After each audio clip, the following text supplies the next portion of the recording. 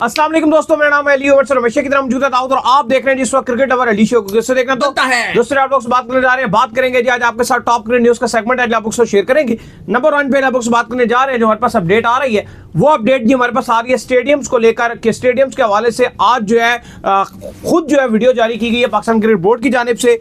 क्या कहना है स्टेडियम के हवाले से, ओपनिंग सेरेमनी के हवाले से क्या कहानी बन रही है, क्या स्टेडियम अपडेट हो पाएंगे, जिस तरह से सारी रेनोवेशन जारी है इस पर बात करेंगे फखर जमान को लेकर के। चैंपियन ट्रॉफी से पहले उनका बल्ला बोलना शुरू हो गया और दुबई के अंदर कल उन्होंने बेहतरीन परफॉर्मेंस दिखाई है। 71 रन की इनिंग्स जो है वो दे मारी है। कहां पर किया वो आपको बताएंगे। आमिर ने भी बहुत कमाल किस्म की बॉलिंग की है, उस पर भी बात करेंगे रोहित शर्मा को लेकर क्या वो पाकिस्तान आएंगे या नहीं, क्या स्टोरी आ रही है वो आप लोग से शेयर करेंगे।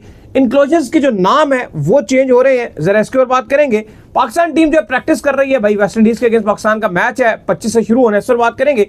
और इंग्लैंड के प्लेयर्स जो वो अड़ गए हैं, उनका ये कहना है कि भाई हम पीएसएल खेलेंगे ही खेलेंगे। इंग्लैंड क्रिकेट बोर्ड के साथ तकरीबन उनकी जो वो लड़ाई चल रही है, लेकिन इस सारी सिचुएशन के अंदर पाकिस्तान क्रिकेट बोर्ड ने भी अब फैसला कर लिया है कि वो इंग्लैंड के प्लेयर्स के साथ खड़ा होगा या बोर्ड के साथ, वो भी आपको बताएंगे। तो अगर आप हमारे चैनल पर नए और पहली बार आए चैनल को अभी सब्सक्राइब करें और साथ ही बेल आइकन बजाना। तो बात का आगाज करते हैं नंबर 1 खबर के साथ जो हमारे पास आ रही है। तो स्टेडियम्स के हवाले से अपडेट आ रही है। आज पाकिस्तान क्रिकेट बोर्ड ने लाहौर की बड़ी हाइप बनी हुई है। आपको पता ही है कि लोग बहुत सारे जो लाहौर में रिपोर्ट भी कर रहे हैं लाहौर स्टेडियम को रेगुलर बुनियादों पर, जो उसके ऊपर वीडियोस आपको देखने को मिल रही होंगी। लेकिन आज पाकिस्तान क्रिकेट बोर्ड ने खुद अपने ऑफिशियल चैनल के ऊपर जो है वीडियोस, जितने उनके ऑफिशियल प्लेटफॉर्म्स है वहां पर जो है लाहौर की जो रेनोवेशन है उसको लेकर जो भी सारी कंस्ट्रक्शन हो रही है, खुद जो है एक वीडियो जारी की जिसमें बड़ी बेहतरीन किस्म की वीडियो देखने को मिली, जहां पर ये देखने को मिला कि इनक्लोजर्स जो है उनके अंदर कुर्सियां जो है तकरीबन सब कंप्लीट हो चुकी हैं।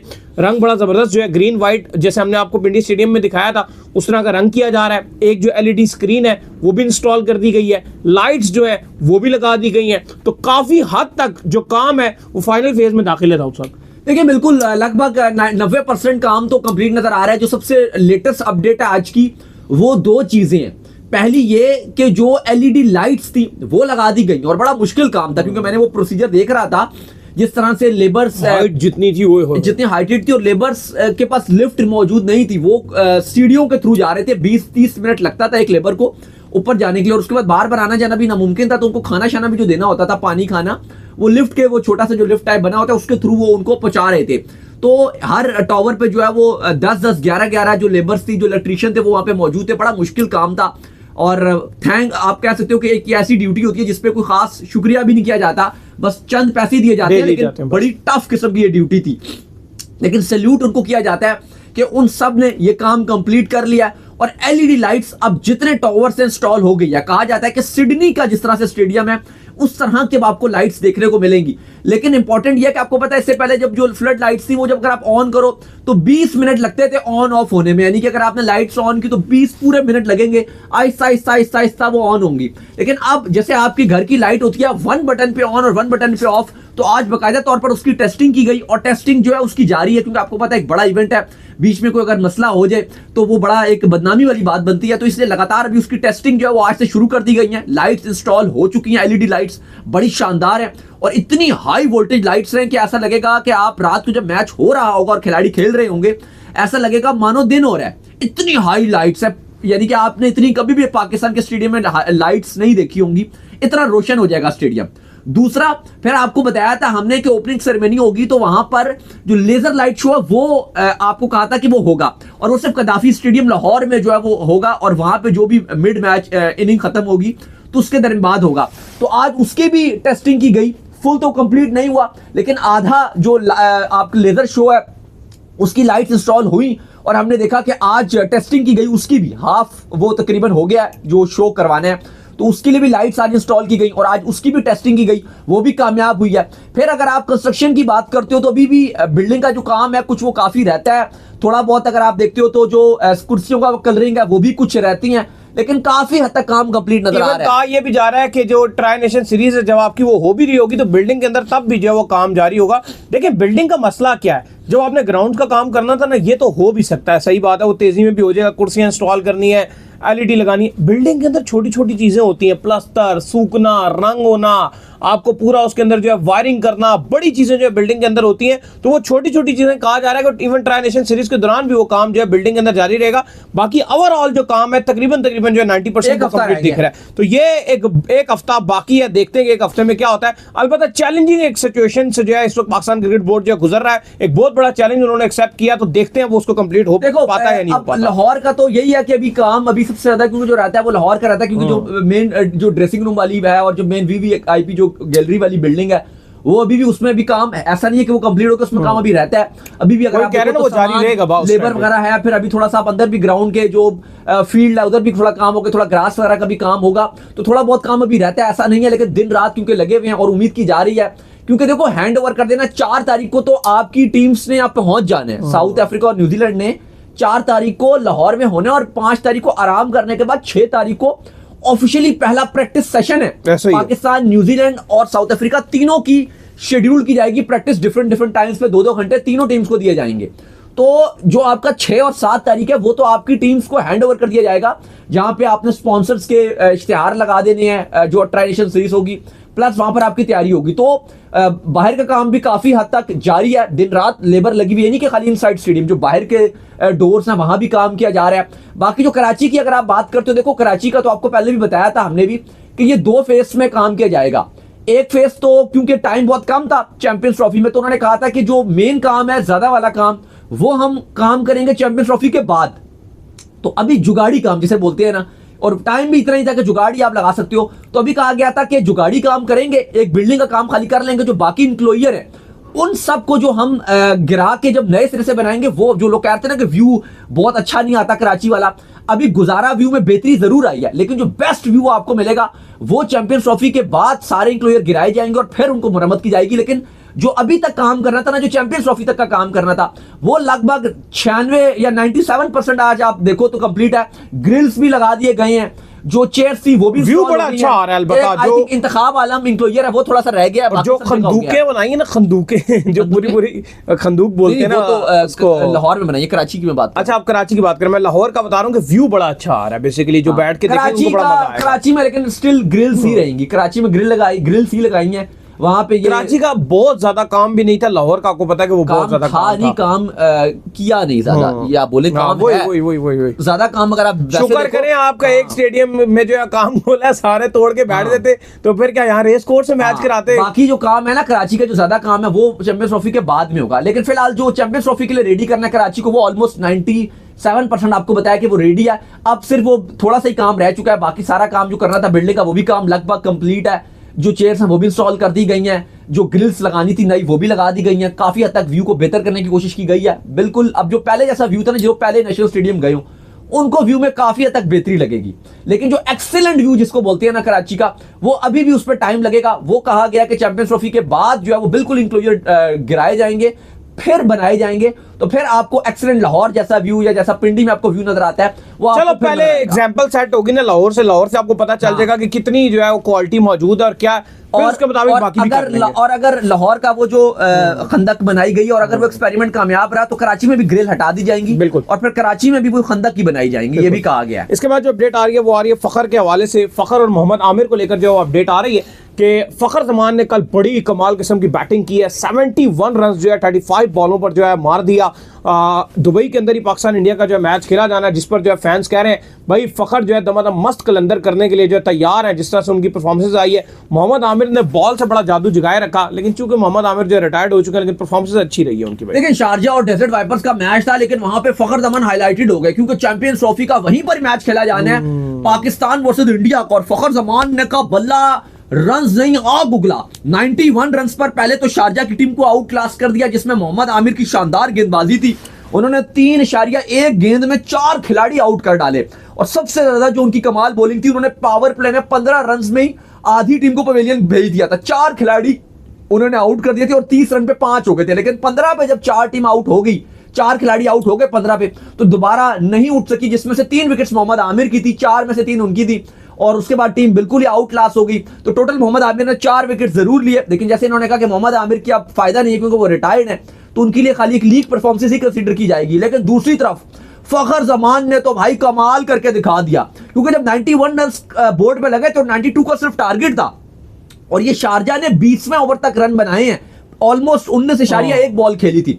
लेकिन जब ये बैटिंग करने के लिए आया तो फखर जमान के फोड़ दिया बल्ले ने जैसे छक्के मारे हैं, 4 छक्के 7 चौके, सिर्फ 39 गेंदों पे 71।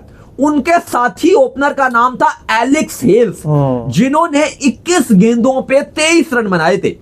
वो सिर्फ 100 के स्ट्राइक रेट से खेल रहे थे, और दूसरी तरफ फखर जमान लगभग 200 के स्ट्राइक रेट से ओपोनेंट्स के बॉलर्स का भुरगस निकाल के रख दिया। 71 रन की पारी खेली है, जिसका साफ मतलब ये आ रहा है। और इससे पहले भी फखर जमान जो ILT20 लीग है इसमें बड़ा अच्छा खेलते रहे, और फखर जमान बार बार इंटरव्यूज में ये बात कह रहे हैं कि मैं सिर्फ ILT20 लीग इसलिए ही खेलने के लिए आया हूं ताकि चैंपियंस ट्रॉफी से पहले मेरा बल्ला जो फॉर्म में आए, और दुबई की कंडीशन में मुझे दोबारा से एक जो है वो आप कह लो कि प्रैक्टिस हो जाए मेरी, इसलिए मैं आया हूं। और बिल्कुल ठीक वो प्रैक्टिस कर रहे हैं, क्योंकि देखो पहले तो पाकिस्तान इंडिया का एक मैच खेलना ही खेलना है, लेकिन लोग कह रहे हैं भाई खाली पाकिस्तान इंडिया का एक मैच है। याद रहे कि अगर इंडिया ग्रैंड फिनाले में पहुंच गई और पाकिस्तान भी फाइनल में पहुंच गई फिर दुबई में, तो फिर पाकिस्तान को फाइनल भी दुबई में खेलना पड़ेगा, ये आप बात मत भूलिएगा।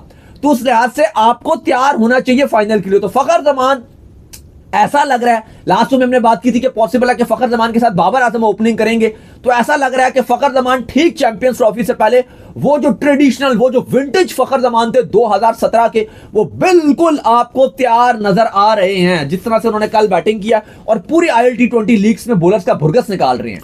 खैर इसके बाद जो अपडेट आ रही है हमारे पास, वो अपडेट ये आ रही है कि रोहित शर्मा के हवाले से आपको पता है कि खबरें चल रही थी कि वो पाकिस्तान आएंगे या नहीं आएंगे। इवन जो है अभी तक उनकी इस चीज़ को लेकर कंफर्मेशन नहीं आई है कि वो पाकिस्तान आएंगे या नहीं, लेकिन जो BCCI के जो सेक्रेटरी हैं उन्होंने अब ये चीज़ कंफर्म कर दी है, जो भी ICC की गाइडलाइंस होंगी उसको जो है वो इंडियन टीम जरूर फॉलो करेगी। तो ये चीज़ भी ICC की गाइडलाइंस में आती है कि जहां पर जो है तमाम तर कप्तानों का फोटोशूट होना होता है, वहां पर तमाम तर टीमों के कप्तानों को पहुंचना पड़ता है, और वहां पर एक मीडिया टॉक भी होती है। तो ये भी उनकी गाइडलाइंस में आती है, तो जिसका ये मतलब है, मुझे लग रहा है कि रोहित शर्मा आ रहे हैं भाई।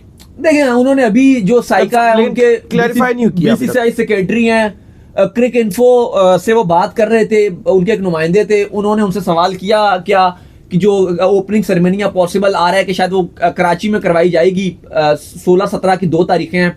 हमने आपको बताया था PCB ने 2 तारीखें भेजी ICC को, 16 या 17, जिसमें ओपनिंग सेरेमनी भी होगी, प्लस आपका जो कैप्टन फोटोशूट है वो भी होगा, प्लस कैप्टन टॉक्स जो होती है, प्रेस कॉन्फ्रेंस होती है, 8 के 8 कैप्टन बैठते हैं, वो भी होंगे। तो अभी तक फैसला नहीं किया गया। तो उन्होंने कहा कि देखें अभी हमें अभी तक ये एजेंडा नहीं था, और हमने इस हवाले से बात ही नहीं की, जो हमारी इंटरनल मीटिंग है वो भी हमने बात नहीं की। दूसरा उन्होंने कहा कि रोहित शर्मा का जाने या नहीं जाने का फैसला ये हमारी गवर्नमेंट के ऊपर भी सरोकार होगा, कि गवर्नमेंट भी इस पर फैसला करेगी, सिर्फ हमने फैसला नहीं लेना, ये हमारे साथ साथ गवर्नमेंट का भी फैसला होगा। प्लस उन्होंने कहा कि अभी तक हमने इस हवाले से बात नहीं की, ना ICC ने अभी तक हमें इस हवाले से बोला है। जब ICC हमें ऑफिशियली तौर पर ये बोलेगा कि कैप्टन स्टॉक कराची में है और आप रोहित शर्मा को भेजिए, तो फिर हम ये मामला अपनी गवर्नमेंट के पास लेके जाएंगे, और फिर गवर्नमेंट हमें इस पर जवाब देगी, और फिर हम ICC को इस पर इन्फॉर्म करेंगे कि आया हमारा जो कप्तान रोहित शर्मा है वो 3-4 मेंबर्स के साथ, एक उनके मीडिया मैनेजर होंगे, एक उनके सिक्योरिटी मैनेजर हैं वो होंगे, और खुद रोहित शर्मा, क्या 3-4 बंदों के साथ वो जाएंगे, क्योंकि बाकी टीम्स के तो फुली स्क्वाड शिरकत करेंगे। जो ओपनिंग सेरेमनी होगी उसमें बाकी जो 7 टीम्स हैं, ना सिर्फ उनके कप्तान होंगे बल्कि फुल स्क्वाड, स्पोर्टिंग स्टाफ, वो सारे उस ओपनिंग सेरेमनी में शिरकत करेंगे। आपको हमने बताया कि PCB होपफुल है कि ये पाकिस्तान की तारीख, बल्कि ICC की तारीख की सबसे बड़ी ओपनिंग सेरेमनी जो है वो रखवाई जाएगी, बहुत कुछ यहाँ पर होगा। तो अब फैसला उन्होंने कहा कि अभी तक हमने किया नहीं है, अभी चूंकि 1 महीना है, 1 महीना तो अब नहीं रहा लगभग, फिर भी अगर आप देखो तो 24-25 दिन तो इस मामले में है ही। तो वो कह रहे हैं कि फिलहाल अभी हमने इस पर फैसला नहीं किया, लेकिन ICC हमें बोलेगा तो फिर हम इस मामले को गवर्नमेंट के पास लेके जाएंगे और सॉल्व करेंगे। इसके बाद जो अपडेट आ रही है वो आ रही है इनक्लोजर्स को लेकर। तो अपडेट ये आ रही है कि इनक्लोजर्स के जो नाम है कुछ वो हो सकते हैं तब्दील। किन इनक्लोजर के नाम तब्दील होंगे? देखिए जो कराची है वहां पर नेशनल स्टेडियम, जैसे भी हमने आपसे बात की थी कि काम वहां पे जारी है, तो वहां के काफी ज्यादा जो इंक्लोजर हैं वो चेंज के जा रहे हैं। 2 VIP जो इंक्लोजर्स हैं, एक जहीर अब्बास के नाम पे था और एक माजिद खान लेजेंड, उन दोनों के नाम पे था। उन दोनों के नाम क्योंकि काफी अरसा हो गया और आज की जो जनरेशन है ज्यादातर तो उन्होंने माजिद खान को और जहीर अब्बास को खेलते हुए भी नहीं देखा, लेकिन जहीर अब्बास को तो एशिया का डॉन ब्रैडमैन कहा जाता था, बहुत ही उनकी लिटिल मास्टर, बहुत ही उनको खिताब मिले थे, दुनिया उनकी तारीफ करती थी।